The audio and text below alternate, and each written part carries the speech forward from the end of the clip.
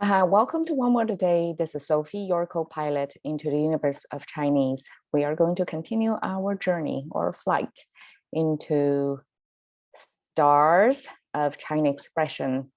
And last time we talked about 世事无常.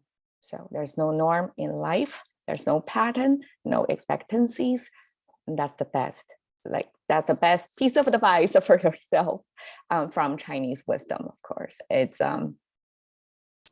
everybody knows about this phrase, and when something really bad happens, people will use it, 世事无常, to explain, okay, to kind of help relieve your sorrow, because really, really bad things happen to individuals at some point in life. So when this phrase was used, you really lower your expectation of how could this be, and then erased the how, because there's no norm. You cannot simply expect how you are going to be treated in life at all. Okay, so 世态炎凉. We're going to continue with the 世, same concept, like 3 generations. So basically that's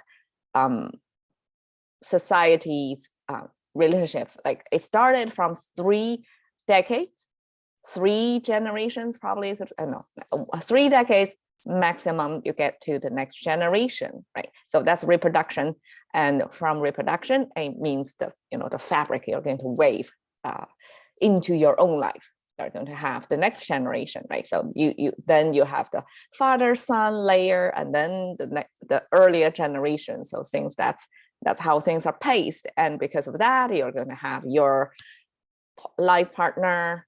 I mean, back then his wife, and probably Chinese man back then. Some rich people will have multiple wives. So it's like a whole spread fabric of how your social networks are going to be just by blood ties, reproduction, bloodline. But of course, there are other, intersections with other people.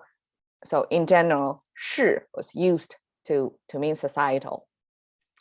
态, okay, this is the new concept here. Okay, this is simplifies as 态, just like the letter big with a dot in there, but it's a super simplification because it carries the sound as 态. And the bottom is heart symbol, right? So we have the sound symbol on the top, meaning symbol at the bottom. So Chinese somehow capture the heart as almost like a lobster, like do that, right? With actually 3 tubes going out of this chamber. That's how I visualize that, the heart organ. And the top actually is a pretty complicated character. That means talented. That means talented, but it came from a sort of beast or animal with 4 legs. Okay, there's 1, 2, 3, 4 legs. And then this is some kind of horn, and this is meaty, so it means it's muscular. So somebody who got 4 legs and is muscular, you can kind of imagine, versus 2-legged humans, not so muscular. So that's a higher power form of life force, right? So one-on-one, probably humans are not going to survive this more powerful beast. So that eventually means somebody who got extra talent or energy that they can outperform others, probably. So 能 is the contemporary pronunciation, but probably back then it was added on top of the heart symbol to mean, okay, a kind of energy, and then your heart, you can feel the kind of energy. Okay, now it's pronounced as 态, right? So your heartfelt energy becomes status. Okay, here is a little bit side note. I'm going to be a little bit wordy today. In China, when I grew up, it's communist country, right? So we were taught materialism based on Marxism. Okay, that's in textbooks. That's the norm. That's the truth we were taught.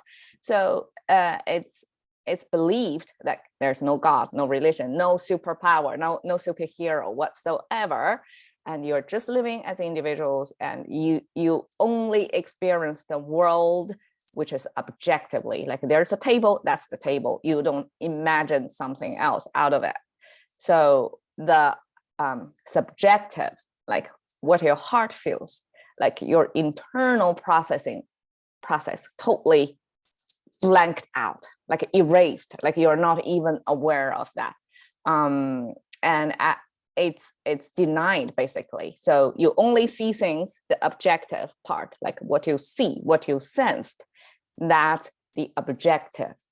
And your internal senses, feelings, processing of what you see are not recognized, as you don't have differentiation there.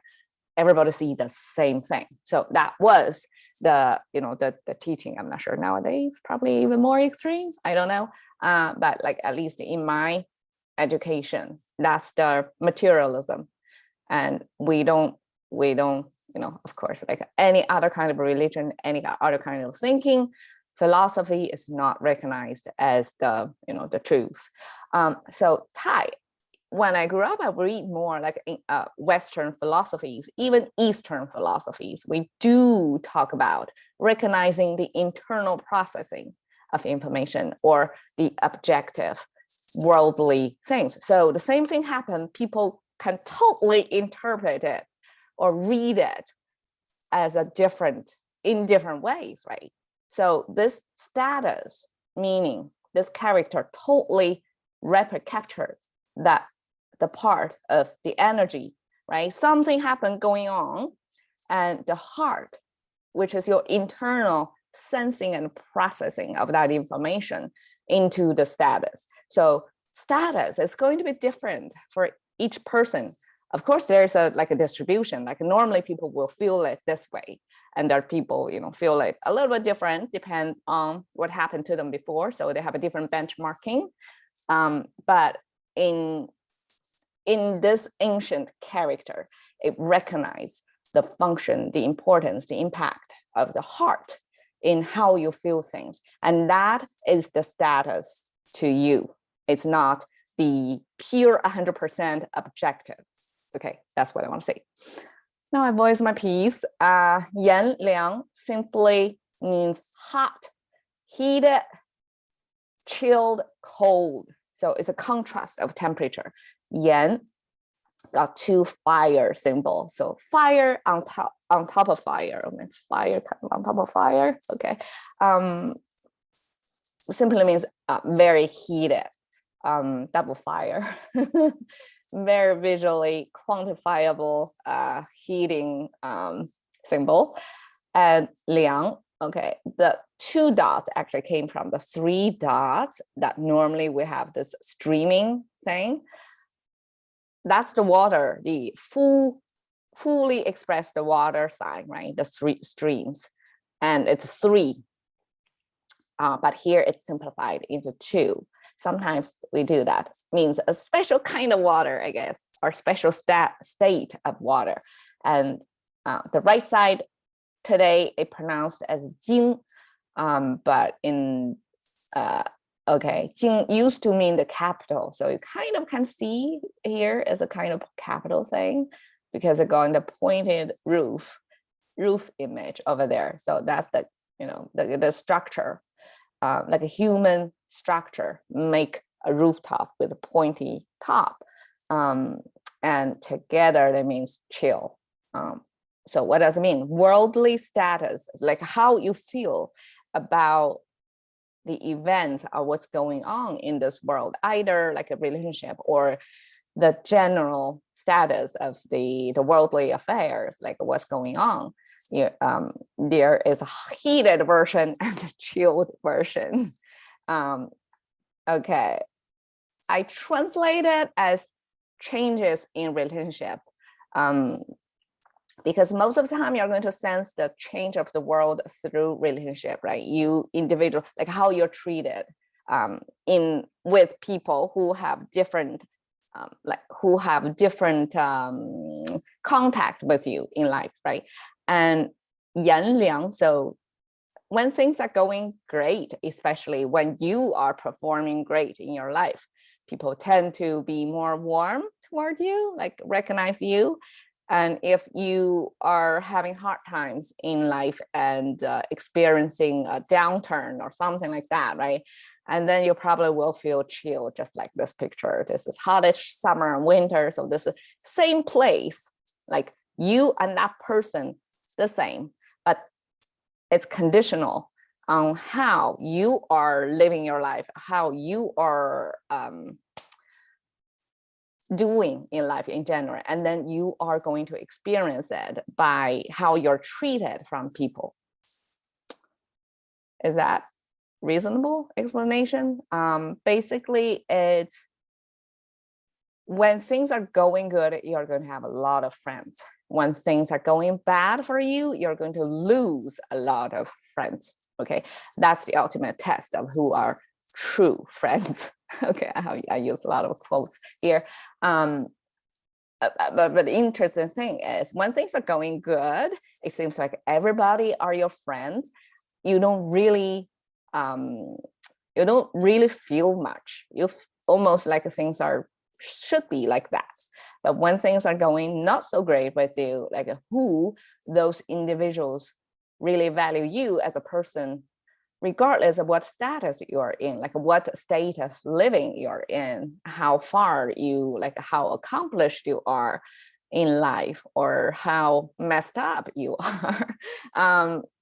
Like that is when you're going to feel it strongly. So even if there is heated and chilled states, the kind of sense of sensing of the worldly treatment, right, from people, you're going to feel it stronger when it's cold.